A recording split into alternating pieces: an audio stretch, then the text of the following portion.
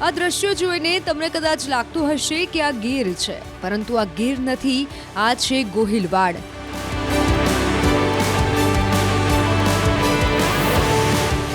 વનરાજાનો વિસ્તાર હવે ખાલી ગીર પૂરતો જ સીમિત નથી રહ્યો. જેમ જેમ રાજ્યમાં સિંહોની સંખ્યામાં વધારો થઈ રહ્યો છે, તેમ તેમ સિંહોનું રહેઠાણમાં પણ વધારો થઈ રહ્યો છે. સૌરાષ્ટ્રના 9 જિલ્લાના 30,000 ચોરસ કિલોમીટર વિસ્તારમાં સિંહો હાલ વસવાટ કરી રહ્યા છે. સિંહો ગીરના જંગલ ઉપરાંત ભાવનગર બૃહદ ગીર તરફ આગળ ધપી રહ્યા છે. હાલ જિલ્લાના જંગલ અને દરિયાકાંઠાના વિસ્તારમાં મળી અને કુલ 80થી વધારે સિંહો વસવાટ કરતા હોવાનું માનવામાં આવે છે. આજે વિશ્વ સિંહ દિવસ છે, ત્યારે ગોહિલવાડ માટે ગૌરવની વાત એ છે કે વનના રાજાને ગોહિલવાડની મહેમાનગતિ માફક આવી ગઈ છે.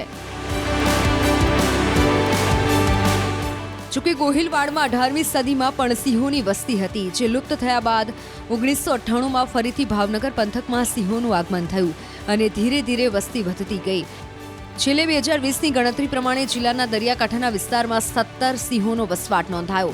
1998માં ભાવનગરમાં સિંહના પ્રવેશની શરૂઆત થઈ અને આ પ્રથમ રેકોર્ડ રાણી ગાળા જેસર ખાતે નોંધવામાં આવ્યો હતો. છેલ્લા 25 વર્ષમાં ગોહિલવાડમાં સિંહોની વસ્તી 80 સુધી પહોંચી ગઈ. હાલ જિલ્લામાં મહુવા, તળાજા, પાલીતાણા, જેસર અને કેટલીક હદે ગારિયાધારમાં સિંહોની હાજરી જોવા મળે છે. જેમ જેમ ગીરમાં સિંહોની સંખ્યા વધતી જાય છે, તેમ તેમ બૃહદ ગીરનો વ્યાપ પણ વધતો જાય છે. ભાવનગરમાં સિંહ ગણતરી માટે વિસ્તારને 2 ભાગમાં વિભાજિત કરવામાં આવે છે.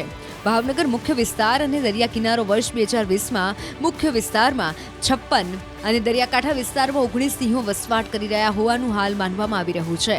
ગુજરાત રાજ્યમાં દર 5 વર્ષે સિંહ ગણતરી થાય છે. જૂન 2020ની ગણતરી પ્રમાણે ગુજરાતમાં સિંહોની સંખ્યા 674 થઈ હતી.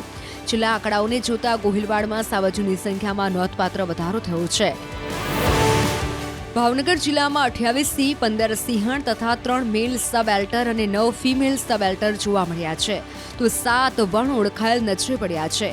અને એ જ રીતે ભાવનગર કોસ્ટ પર જે સેટેલાઇટ પોપ્યુલેશન જોવા મળ્યું, તેના અનુસાર તેમાં 8 સિંહ, 4 સિંહણ અને 5 वण ओळखायल बच्चाનો समावेश થાય છે.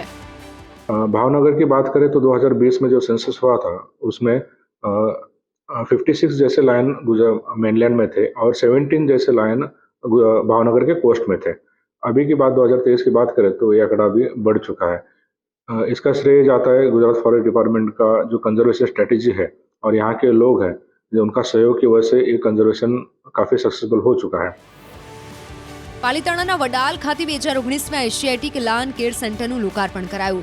વન્યજીવોના સંરક્ષણ માટે હોસ્પિટલ, એમ્બ્યુલન્સ, આધુનિક પાંજરા વગેરે જેવી સુવિધા ઉપલબ્ધ કરવામાં આવી. આ સેન્ટરમાં full time veterinary doctor, livestock inspector તેમજ એનિમલ કીપર હાજર રહેશે. ઉપરાંત આ કેન્દ્રમાં વન્ય પ્રાણીઓના બચાવ માટે tranquilizing gun, laboratory, X-ray, operation theatre, postmortem room તથા આધુનિક પિંજરા વગેરે જેવી સુવિધા પણ ઉપલબ્ધ કરવામાં આવી છે. આ સેન્ટરમાં છેલ્લા 2 વર્ષમાં 87 વધુ રેસ્ક્યુ કરેલા વન્યજીવોની સારવાર કરવામાં આવી છે.